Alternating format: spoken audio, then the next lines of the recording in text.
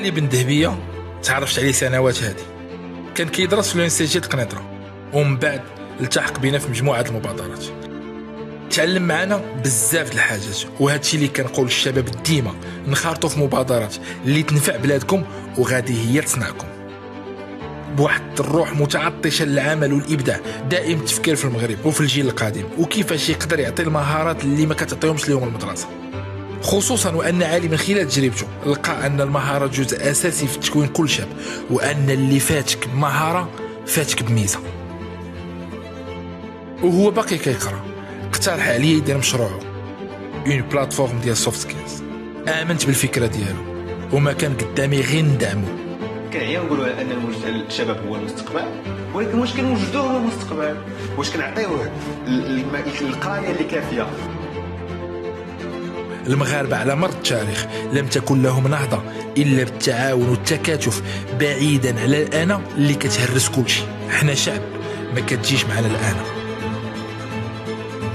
بدينا الخدمة المتواصلة واللقاءات المطولة باش يستطيع يخرج ستارت اب ديالو اللي عطاها اسم ترين اب للوجود.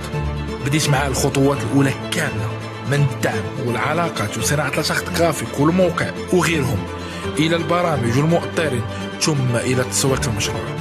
وكنا كل خطوة كنجزا عليه كنزيد نبين لي أن الطريق ممكنة، خاص غير الخدمة والاستمرارية والصبر.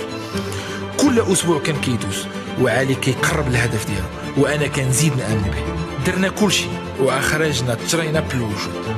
وفي كل هذه المراحل كان ضروري نذكر علي بجمالية هادشي اللي كيدير، وأن هاد البيزنس فيها فلوس كثيرة لكن فيها أيضا واحد النفع كبير للوطن ديالو.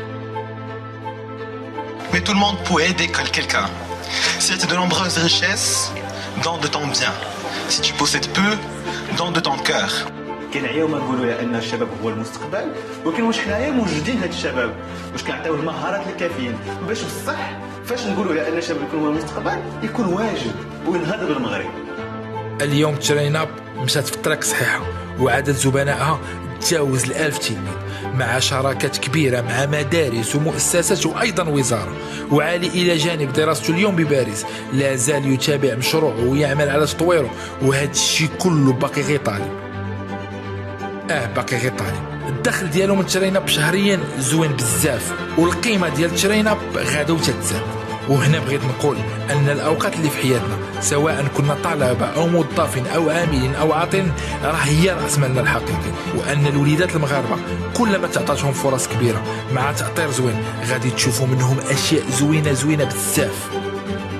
علي أنا فخور بك، أنا على يقين أن الترين اب ما هي غير البداية، وأن اللي خرج مشروع بحال هذا وهو في سن أقل من 20 سنة ونجحوا بكل الصعاب اللي فيه قادر غدا ينجح العشرات المشاريع ديال أي حاجة.